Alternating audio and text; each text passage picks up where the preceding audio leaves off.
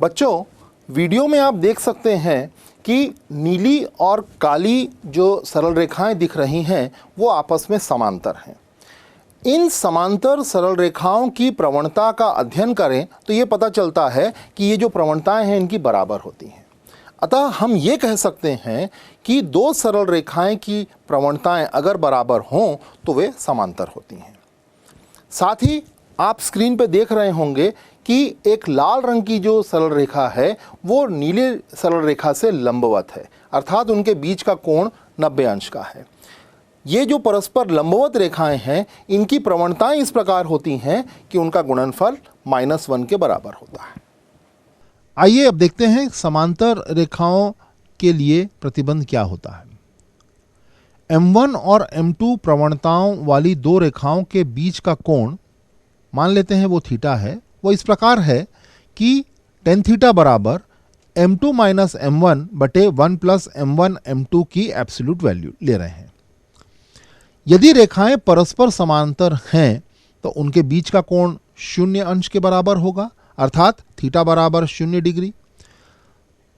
इसका अर्थ यह हुआ कि tan थीटा का मान 0 होगा।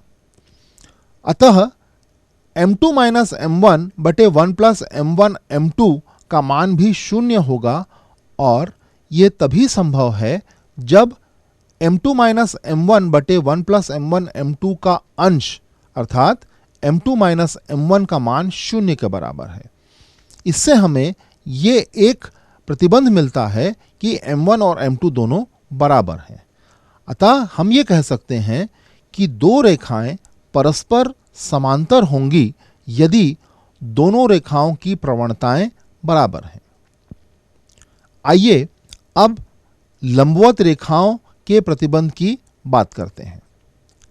आपने पहले देखा है कि tan थीटा का मान M2 माइनस M1 बटे 1 प्लस M1 M2 की एब्सोल्यूट वैल्यू है, जहां M1 और M2 रेखाओं की प्रवणताएं हैं जिनके बीच का न्यून कोण थीटा है। अब इस tan थीटा की इस वैल्यू से हम cot थीटा की वैल्यू भी निकाल सकते हैं।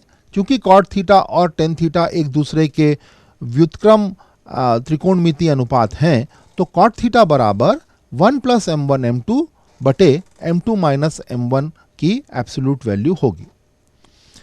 यदि दोनों रेखाएं परस्पर लंबवत हैं तो थीटा का मान 90 अंश के बराबर होगा।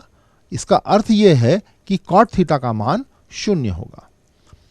अब cot थीटा का मान रखने पर हम पाते हैं कि 1 प्लस M1 M2 बटे M2 माइनस M1 बराबर 0, और ये तभी संभव है जब हमारा अंश 0 के बराबर है, अर्थात 1 प्लस M1 M2 बराबर 0, और यहाँ से हमें वो प्रतिबंध मिलता है कि M1 multiplied by M2 is equal to -1।